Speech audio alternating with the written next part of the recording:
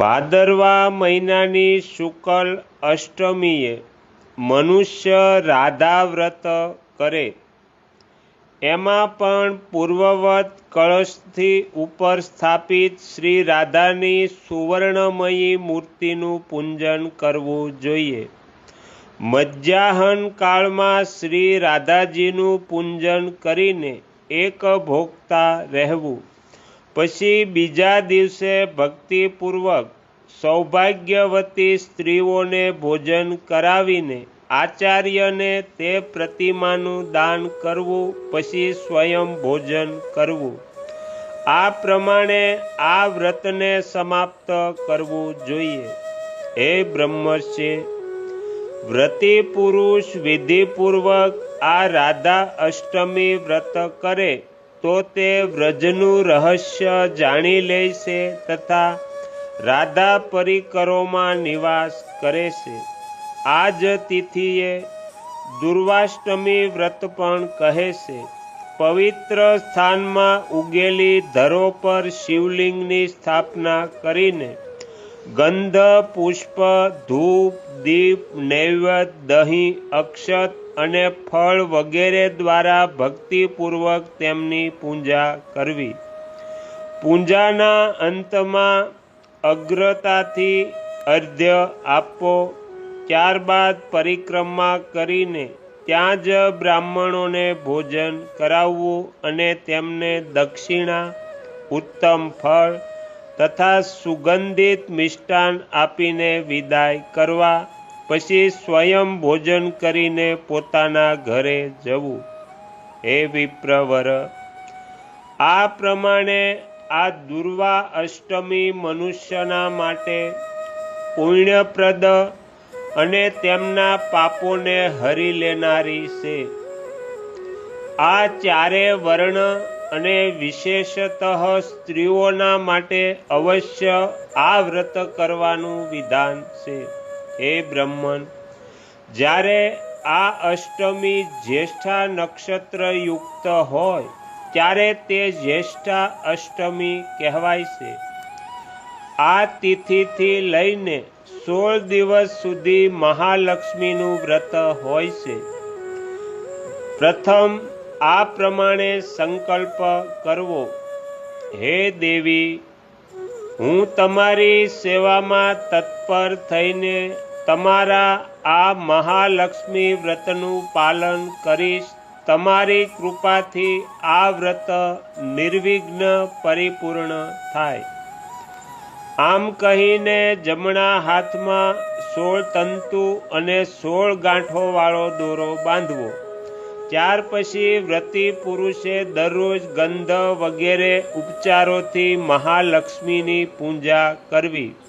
પૂજાનો આ ક્રમ આશ્વિન કૃષ્ણા અષ્ટમી સુધી ચાલુ રાખવો.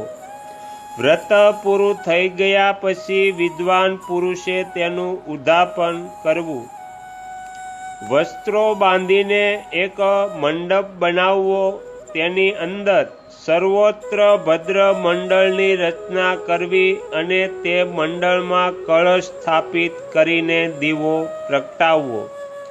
પછી પોતાના હાથનો દોરો ઉતારીને કળશની નીચે મૂકી દેવો.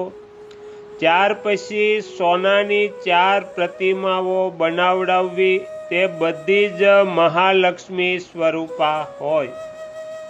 પછી પંચામૃત અને જળથી તેમને સ્નાન કરાવીને તથા ષોડશો ઉપચારથી વિધિપૂર્વક પૂજા કરીને ત્યાં જાગરણ કરવું. ત્યારબાદ અડધી રાત્રિના સમયે ચંદ્રોદય થાય ત્યારે શ્રીખંડ વગેરે દ્રવ્યો વડે વિધિપૂર્વક અર્ધ્ય અર્પણ કરવો. આ અર્ધ્ય ચંદ્રમંડળમાં સ્થિત મહાલક્ષ્મીના ઉદ્દેશ્યથી આપવો જોઈએ. અર્ધ્ય આપ્યા પછી મહાલક્ષ્મી દેવીને પ્રાર્થના કરવી અને પછી વ્રત કરનાર સ્ત્રીને શ્રોત્રી બ્રાહ્મણોની પત્નીઓનું કંકુ, કાજળ વગેરે સૌભાગ્ય સૂચક દ્રવ્યો વડે પૂજન કરી તેમને ભોજન કરાવવું.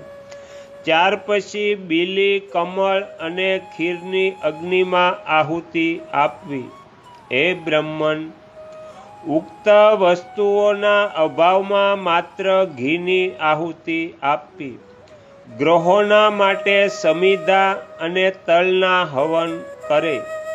સર્વ રોગોની શાંતિના ઉદ્દેશ્યથી ભગવાન મૃત્યુંજયના માટે પણ આહુતિ આપવી.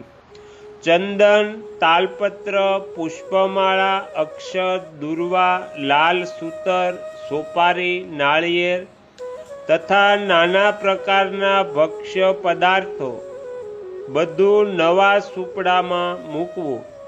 દરેક વસ્તુઓ 16ની સંખ્યામાં હોવી જોઈએ.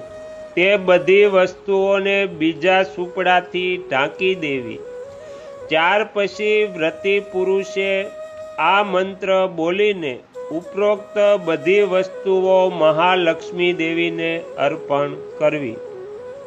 મંત્ર છે: ક્ષીરસાગરમાંથી પ્રગટ થયેલા ચંદ્રમાના સહોદર ભગિની શ્રી વિષ્ણુ વલ્લભા મહાલક્ષ્મી આ વ્રત દ્વારા પ્રસન્ન થાવો. પૂર્વોક્ત 4 પ્રતિમાઓ શ્રોત્રીય બ્રાહ્મણને આપી દેવી. ત્યાર પછી 4 બ્રાહ્મણ અને 16 સૌભાગ્યવતી સ્ત્રીઓને મિષ્ટાનનું ભોજન કરાવી દક્ષિણા આપી તેમને વિદાય કરવા. પછી નિયમ સમાપ્ત કરીને પોતાના ભાઈ બંધુઓ સાથે ભોજન કરવું. હે વિપ્રવર, આ મહાલક્ષ્મી વ્રત છે. આનું વિધિપૂર્વક પાલન કરીને મનુષ્ય આ લોકના ઇષ્ટ ભોગોનો ઉપભોગ કર્યા બાદ ચિરકાળ સુધી લક્ષ્મી લોકમાં નિવાસ કરે છે. હે વિપ્રવર, આશ્વિન માસમાં શુક્લ પક્ષમાં જે અષ્ટમી આવે છે તેને મહાઅષ્ટમી કહેવામાં આવે છે. તે દિવસે બધા ઉપચારો વડે દુર્ગાજીના પૂજનનું વિધાન છે. જે મહાઅષ્ટમીએ ઉપવાસ અથવા એક ભોગતા વ્રત કરે છે તે સર્વ પ્રકારના વૈભવ પ્રાપ્ત કરીને દેવતાની જેમ ચિરકાળ સુધી આનંદમગ્ન રહે છે.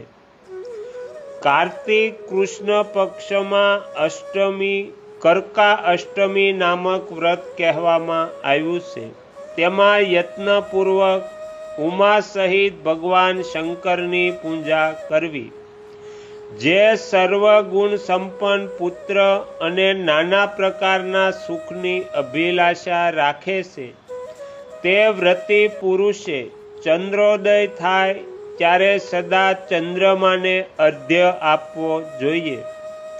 કાર્તિકના શુક્લ પક્ષમાં ગોપા અષ્ટમીનું વ્રત હોય છે.